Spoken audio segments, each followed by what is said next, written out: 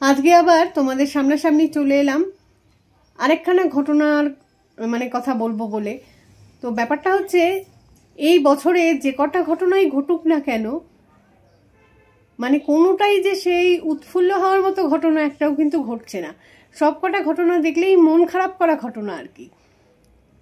বছরটাই যেন বাজে, একদম সময়টাই বাজে যাচ্ছে। অন্যান্য বছর কিন্তু এরকমটা হয় না, এবছরটা একটুখানি বেশি মাত্রাতেই অন্যরকম। আজকে যে ঘটনাটা তোমাদের সাথে শেয়ার করব, সেটা যেন আমার কাছে অনেক বেশি দুঃখের, অনেক বেশি কষ্টের, রীতিমতো মর্মান্তিক লেগেছে। কারণ হচ্ছে, এখানে কোনো মানুষ খুন হয়নি, কিন্তু খুন হয়েছে ছোট্ট একটা কুকুরছানা। তো নিরীহ অবলা জীব, তারা মানুষ, তাদের সাথে এইরকম জঘন্য নিকৃষ্টতম কাজগুলো কি করে করতে পারে আমি বুঝতে পারি না। ভগবান মানুষকে পাঠিয়েছে এই পৃথিবীতে কিছুটা তাদের থেকে, এই অবলা জীবগুলোর থেকে কিছুটা উন্নত প্রাণী হিসাবে পাঠিয়েছে। তার সেই সুযোগটা সদ্ব্যবহার মানুষ যে কিভাবে করে, এক এক সময় আমার মনে হয় কি মানুষের চেয়ে খারাপ জীব বোধহয় এই পৃথিবীতে আর কিচ্ছু হয় না। মানুষ খুন হলে দেখবে তার কিন্তু বিচার হয়, কিন্তু এই অবলা জীবগুলো খুন হলে তার কোনো বিচার হয় না। আসলে ওদের জন্য সেরকম ভাবে কোনো আইন আছে বলেই তো আমার মনে হয় না। মাঝে মাঝে শোনা যায় যে আইন হয়েছে, আইন হয়েছে, কিন্তু কোথায়? যখন ঘটনাগুলো ঘটে দেখি তখন সেরকম তো কিরকম দৃষ্টান্তমূলক শাস্তি কোনো মানুষকে আজ পর্যন্ত দেয়া হয়েছে বলেই আমি নজরে তো আসেনি আমার। আজকে যে ঘটনাটা বলবো সেটা আমি দেখেছি একটা বাংলা নিউজ পেপারে। অ্যাকচুয়ালি কি দেখেছি কথাটার হচ্ছে, আজকাল আর নিউজ পেপার তো ওইভাবে পড়া হয় না, তাই না? নিউজ পেপারেরই যে ইউটিউব চ্যানেলটা আছে সেখান থেকে দেখেছি। তবে আমি জিনিসটা, ঘটনাটা তারও আগে শুনেছি হচ্ছে, জানতে পেরেছি আর কি, কতগুলো কি বলবো ডগ লাভার গ্রুপ রয়েছে সেখান থেকে। কারণ অনেকগুলো ডগ লাভার গ্রুপে আমি এরকম অ্যাড রয়েছি। তো অ্যাকচুয়ালি হয়ে রয়েছি এই কারণেই যে বাড়িতে সোনু বোবরা সবাই রয়েছে। তো কার কখন ধরো হচ্ছে, কখনো হয়তো শরীর খারাপ বা কিছু হলো আর কি, টুকটাক কিছু না কিছু উপায় ওই গ্রুপ ফলো করলে পাওয়া যায়, সেই জন্যই আর কি থাকতে ভালো লাগে। কিন্তু কথা হচ্ছে, এরকম গ্রুপগুলোতে থাকতে উপকার যেমন হয়, অপকারও হয়ে যায়। এক এক সময় এমন ঘটনাগুলো ওখানে সব সামনে আসে না, যেগুলো মনটাকে চূড়ান্ত রকমের ডিস্টার্ব করে দেয়। এই ঘটনাটাও সেরকমই অবস্থা, তাকিয়ে দেখা যাচ্ছে না ঘটনাটা। কি বলবো, ছবিগুলো যেগুলো যাদের বাড়ির ঘটনা আর কি, তারা ওই গ্রুপটার মধ্যে বারবার করে পোস্ট করছেন, করছেন। তো সেই জিনিসটা চোখের সামনে এলে, সকালবেলায় ধরো ফেসবুক খুলে ওই জিনিস যদি একবার দেখতে পাই, তারপরে সারাটা দিন কাজকর্ম সব কিছুর 12টা বেজে গেল। মনটা এতটা ডিপ্রেসিভ, এতটা নেগেটিভ হয়ে যায় যে আর বলার কথা নয়। ঘটনাটা অ্যাকচুয়ালি কলকাতার নেতাজি নগরের ঘটনা। তো যে ভদ্রলোক বা ভদ্রমহিলার বাড়িতে ঘটনাটা ঘটেছে, দেখাচ্ছি আমি তাদের ছবি। এখন ওনাদের দুখানা আর কি পোষ্য ছিল। একটা হচ্ছে ল্যাব্রাডর, সেটা কিছুটা বড়, আর ছোটটা হচ্ছে একটা পাগ আর কি। যাদের বাড়িতে এরকম পোষ্য রয়েছে তাদেরকে নতুন করে আর বলার কিছু নেই যে এরা ওইভাবে তো বাড়িতে থাকে না, তাই না? যে পোষ্য হিসাবে আমরা রাখি না, নিজের সন্তানের মতোই আমরা সব ভালোবেসে রাখি আর কি তাদের। বেশিরভাগই তাই, এক দুজন পোষেও আবার অত্যাচারও করে রীতিমতো আর কি, বেঁধে রাখে, শাসনের মধ্যে রাখে, মারধর বকা এগুলো তাদের সঙ্গে করে থাকে। তো তাদের কথা আমি বাদ দিচ্ছি, সেগুলো হয়তো কম সংখ্যাতেই রয়েছে।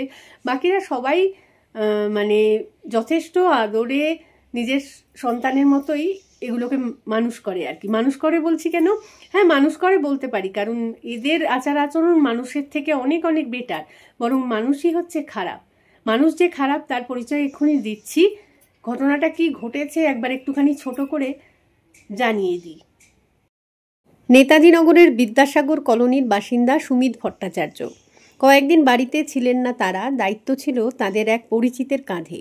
দায়িত্বপ্রাপ্ত সেই পরিচিতের 17 বছরের ছেলের সঙ্গেও আলাপ ছিল ওদের। দাবি, তাদের অনুপস্থিতির সুযোগ নিয়েই 2 পোষ্যকে অত্যাচার করে ওই নাবালক। মাথায় মেরে নৃশংস হত্যা করা হয় এক পোষ্যকে, এর সঙ্গেই অন্য পোষ্যকে শারীরিক অত্যাচার করে অভিযুক্ত।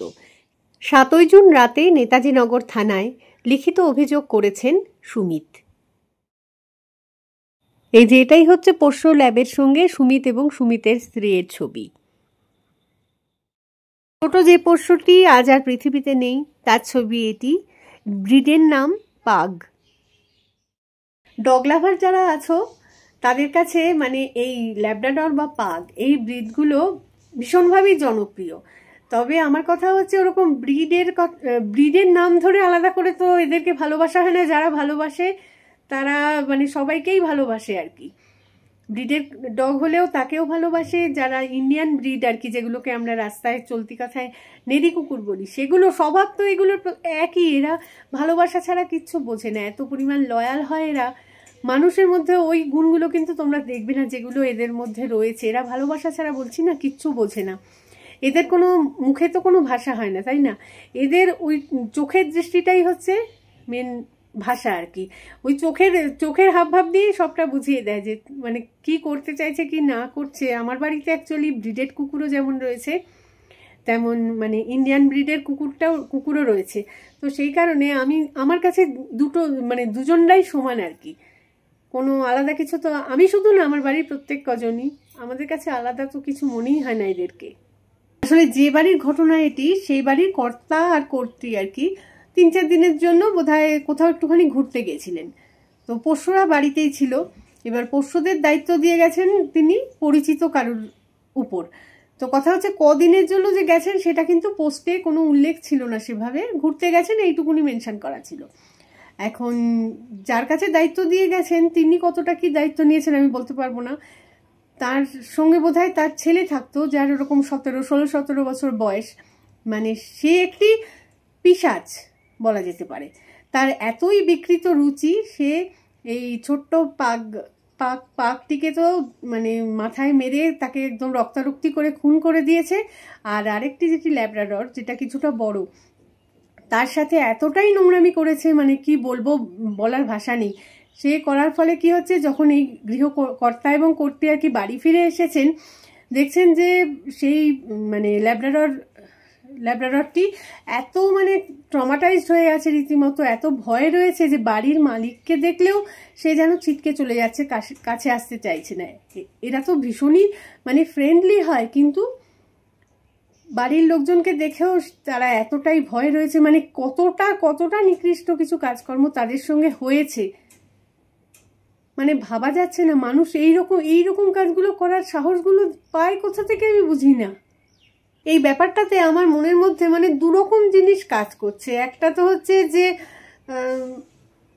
ফ্যামিলিটা সম্বন্ধে আমার যেমন সহানুভূতি জাগছে যে তারা এত বড় একটা লস করেছে, সেদিক থেকে দেখতে গেলে আমার খুবই খারাপ লাগছে আর কি।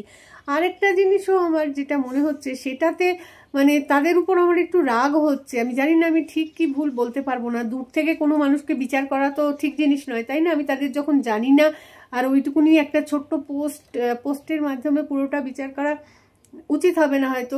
কিন্তু যার কাছে তুমি রেখে যাচ্ছ তোমার পোষ্যকে, তার সম্বন্ধে খোঁজ খবর তোমার যথেষ্ট নেওয়া উচিত, তাই না? যার তার কাছে তো রেখে দেওয়া যায় না। ভালো রাখার নামে আমি তো তার ক্ষতি করে ফেললাম। এটা কার কাছে রেখে দিয়ে গেলাম? একটা 15-16 বছরের ছেলে, তার কি এক্সপিরিয়েন্স আছে যে সে তাকে ভালোভাবে টেক কেয়ার করে রাখবে? খেতে দেবে কিনা, এরা পটি করবে সেগুলো পরিষ্কার করতে পারবে কিনা, বা সবচেয়ে বড় কথা সেই ছেলে সেরকম মানে ধৈর্য আছে কিনা। এইগুলো যদি 3-4 বার একই কাজ তাকে করতে হয়, তখন সে হয়তো রেগে গিয়ে ওরকম চড়থাপ্পড় দেওয়া শুরু করে দিয়েছে। বলতে পারবো না কি কারণের জন্য যে সে করেছে এই কাজটা। এখন কথা হচ্ছে এই রাখার জন্য অনেকগুলো আমি দেখেছি যে সেন্টার রয়েছে যারা পয়সা নেয়, পার ডে হয়তো 300, 400, 500 অব্দিও নেয় এসি রুমে রাখবো বলে। এরকম জায়গাগুলোও রয়েছে। সেখানেও তো রেখে দিয়ে গেলে পারতো এই আদরের জিনিসগুলোকে, যারা প্রপারলি টেক কেয়ার করবে। তো কলকাতায় এরকম সংস্থা কিন্তু অনেকগুলো রয়েছে যারা এরকম মানে পয়সার বিনিময়ে এদেরকে দেখাশুনো করে আর কি। এখন তাদের প্রপারলি আয়াও থাকে যারা আর কি এই সমস্ত এদের পটি পরিষ্কার বলো, এ করো, এই কাজগুলো করে। এখন সেই জায়গায় কেন ওনারা রেখে দিয়ে গেলেন না আমি বুঝতে পারলাম না। না রেখে এরকম যার তার হাতে গছিয়ে দিয়ে চলে গেছেন। এখন তারা এইরকম মর্মান্তিক একটা ব্যাপার দাঁড়িয়ে গেল। নিজেদেরও উপর তো অনেকখানি আর কি নিজেদের কতটা দায়িত্ব কর্তব্য এই ব্যাপারটা তারা দেখাতে পারলেন, সেটা একটা সন্দেহের জায়গায় দাঁড়িয়ে গেল। যে নিজের ছেলেমেয়েরা যদি হতো তাদেরকে কি যার তার কাছে ছেড়ে দেওয়া যায়? তাহলে কি তোমরা মানে এই যে যাদেরকে পুষছো তাদেরকে সন্তান স্নেহে পুষছো না? যদি পুষতে সেভাবে, তাহলে এরকম মানে খোঁজ খবর না নিয়ে যার তার কাছে রেখে যাওয়াটা বিরাট বড় বোকামি হয়েছে আমি বলবো।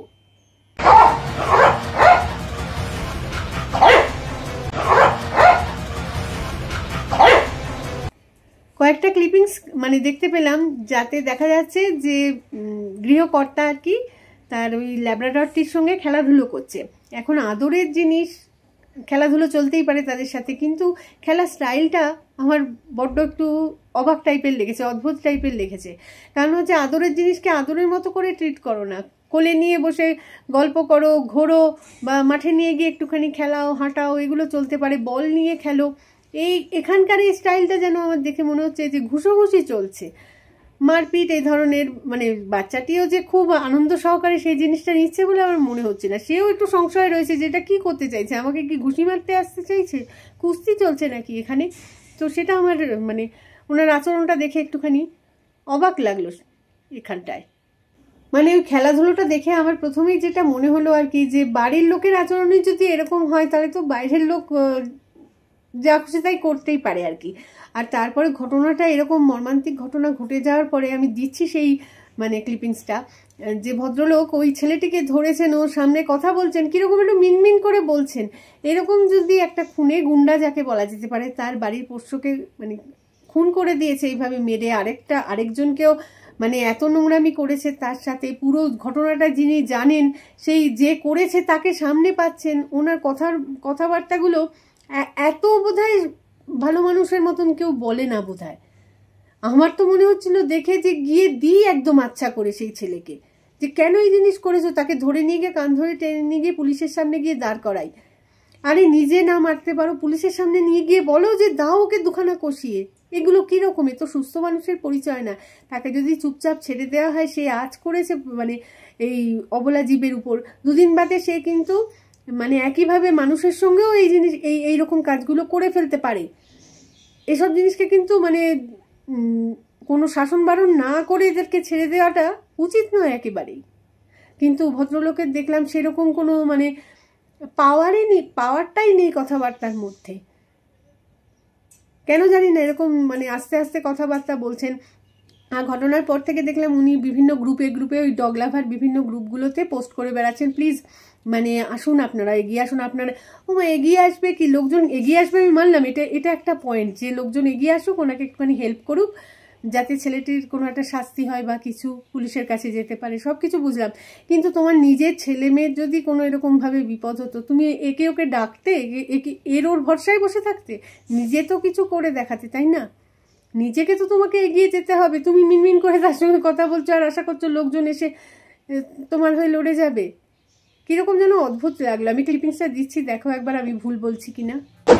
পাছায় না মেরে মাথায় কেন মারলে? তোমাকে যার সময় বললাম না মাথায় বেরো না, মাথায় মারলে মরে যায় কুকুর। খুব জোরে মেরে দিয়েছো? হালকা জোরে পড়ে গেছে। জোরে হয়ে গেছে মানে এটা মেরেছো কোথায়, বাথরুমের সামনে না ঘরে? ঘরে।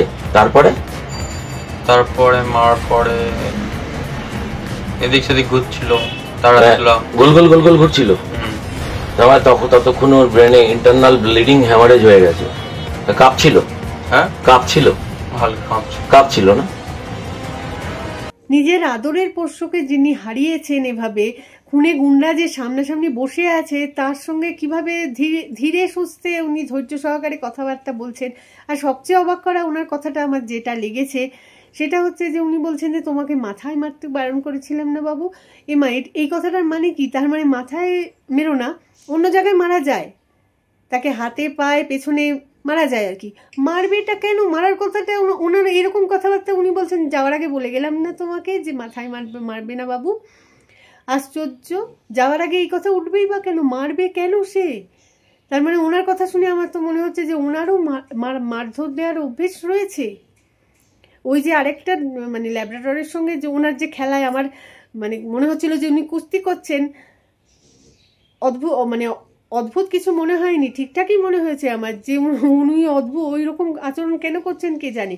এই কথা ওনার এখানকার কথা শুনেও আমার মনে হচ্ছে যে ওনার তার মানে টুকটাক চড়থাপ্পড় দেওয়ার এগুলোকে অভ্যেস রয়েছে। এদেরকে মারতে থরি হয়, এ কি মারবে কেন, আশ্চর্য টাইপের।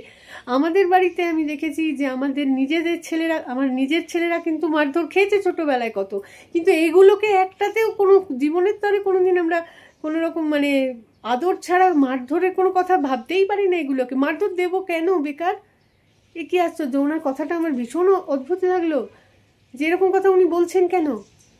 যার পোষ্য তিনিই যদি এই ধরনের কথাবার্তা বলেন এভাবে, তাহলে তো বাইরের লোক সুযোগের অপেক্ষায় বসে থাকবে, তাই না? ওই দেখলাম ওই কাজ শুয়ে আছে, শুয়ে থাকবে, তারপর খেললুম। তুমি যখন আমাকে ফোন করলে লিজা নড়ে না, তখন তো 5:58 বাজে, 6টার আগে। তখন ঘুম থেকে উঠে গেছো, টেনশন ছিল কি হলো দেখি একটু। আর তোমার নিজেরও তো একটা খারাপ লাগছিল, মেরে দিয়েছো তাই না? ব্লাড কি করে বেরোলো? তো মরেই গেছিল। চাপাচাপি করেছিলে? চাপাচাপি করেছিলে কাশি চলে যাওয়ার পরে? কিছু করিনি, সঙ্গে সঙ্গে হাত দিয়েছে, সঙ্গে সঙ্গে যেন ভয়, পুরো মধ্যে একটা ভয় মতন লেগে উঠেছে যে কি করে ফেললাম, মরেই গেল। অত আদরের জিনিসটা ওইভাবে শেষ হয়ে গেল। ওনার মধ্যে সেই পরিমাণ রাগটা আমি দেখতে পাচ্ছি না। রাগ হলে তো ছেলেটার কিছু একটা ব্যবস্থা উনি করতেন। সেখানে দেখছি যে উনি ছেলেটাকে খুঁটিয়ে খুঁটিয়ে প্রত্যেক কটা জিনিস জিজ্ঞেস করছেন। মাথায় মেরেছো, মাথায় মারার ফলে এই হয়েছে, নাক মুখ দিয়ে রক্ত বেরিয়ে গেছে, এগুলো এইভাবে পুঙ্খানুপুঙ্খ আর কি ডেসক্রাইব করে এই জিনিসটা শোনার পরে কি হবে, মানে কিরকম, আমার তো শুনেই কিরকম একদম গা হাত পা শিউরে উঠছে একদম। এইভাবে শোনা যায় নাকি এই ঘটনা? রক্তারক্তি সব ছবিগুলো উনি রেগুলারই ফেসবুকেও এখনো পোস্ট করে চলেছেন, করে সবার হেল্প চাইছেন আর কি। নিজের মধ্যে তো সেই রাগটা না দেখালে লোকের থেকে হেল্প আশা কিভাবে করা যেতে পারে? ছোট কুকুরটা আর নড়াচড়া করছে না, তো আমি সঙ্গে সঙ্গে ফ্ল্যাটের নিচের তলায় আমার বন্ধুকে ফোন করি যে একটু দেখ গিয়ে কি হয়েছে, নড়াচড়া করছে না, কি হয়েছে সমস্যা। সুমিতদা এ তো মারা গেছে, মুখ নাক দিয়ে রক্ত বেরিয়ে গেছে, চোখ ঢেলে বেরিয়ে এসছে, জিভ বেঁকে বাইরের দিকে, আর বডি শক্ত হয়ে গেছে, তো অনেক আগেই মারা গেছে। তো আমি তখন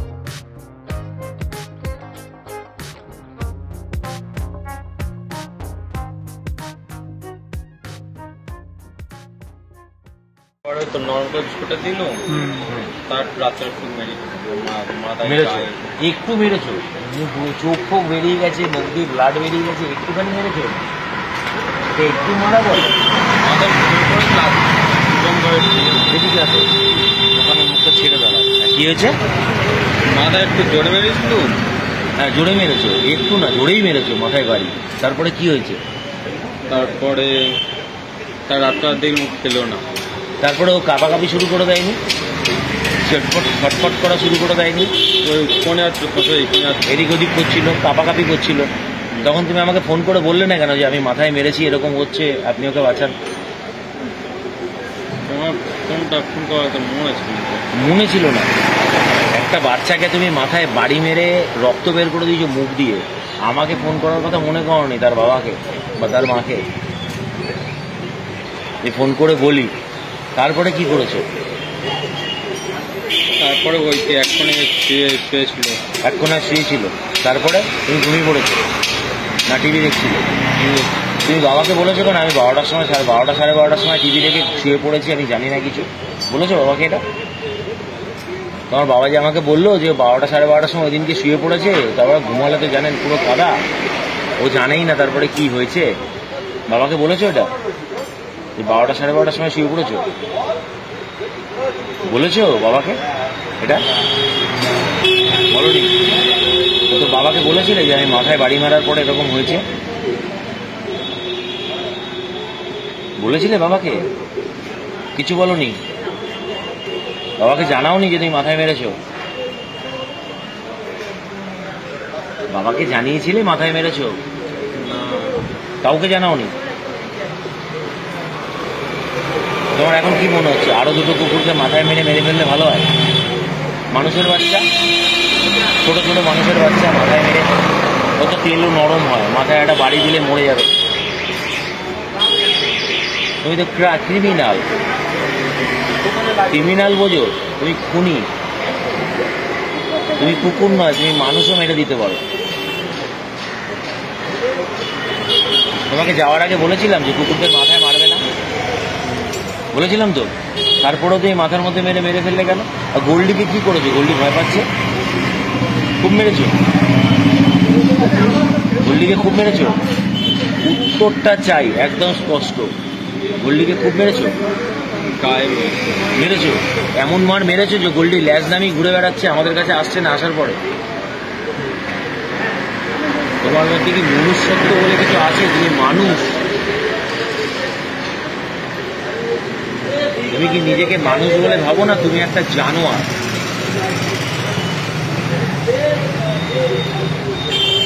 তুমি ওইটুকুনি কুটকুটে একটা কুকুর ছানাকে মেরে ফেললে মাথায় বাড়ি মেরে। দেখেছো ওর বডিটা, ডেড বডিটা দেখেছো? রক্তে ভেজা মুখ, শক্ত হয়ে গেছে সকালবেলায়, দেখেছো? কষ্ট হয়েছে তোমার? একটু কষ্ট হয়েছে নাকি মনে হচ্ছে কালকে থেকে আর পেচ্ছাপ পায়খানা করবে না, আর ঘরের মধ্যে গন্ধও হবে না, মেরে দিয়েছি আপদ গেছে?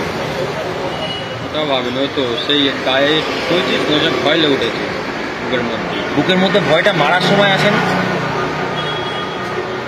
যখন ওকে মার্ডার করছিলে তখন মনে হয়নি যে আমি মার্ডার করছি?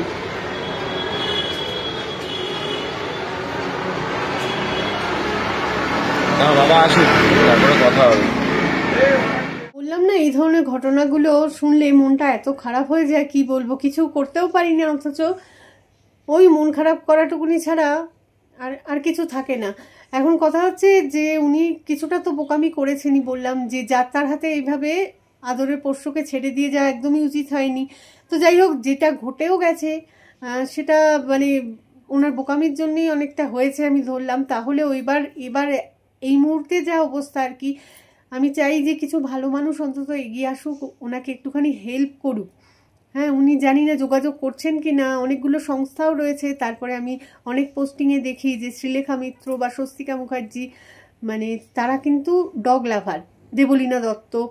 তো এদের সঙ্গে যদি উনি একটু কন্ট্যাক্ট করেন, সবাই মিলে যদি একটুখানি এগিয়ে গিয়ে এই জিনিসটা, ছেলেটিকে অন্তত ধমক দেওয়াটা ভীষণভাবে দরকার। কারণ হচ্ছে যে একে যদি ছেড়ে দেওয়া যায় না, এই ঘটনায় যদি সে পার পেয়ে যায়, ভবিষ্যতে আরও বড় সে ক্রাইম কিছু করবে, এই অসভ্যতামিগুলো সে মানুষের সঙ্গেও করা শুরু করে দেবে। কিন্তু এদেরকে ওইভাবে ছেড়ে দেওয়াটা আমার মনে হয় ঠিক উচিত হবে না, কিছুটা একটা শাসন বারণ করাটা দরকার। তো আমি চাই ভালো মানুষরা ওনার কাছে এগিয়ে আসুন, উনি তাদের সন্ধান পান, ঠিকঠাক জায়গা মতন গিয়ে যেন এটার একটা মানে সুরাহা কিছু উনি করতে পারেন, জাস্টিস যেন পায় ওই ছোট্ট পাগের আত্মা।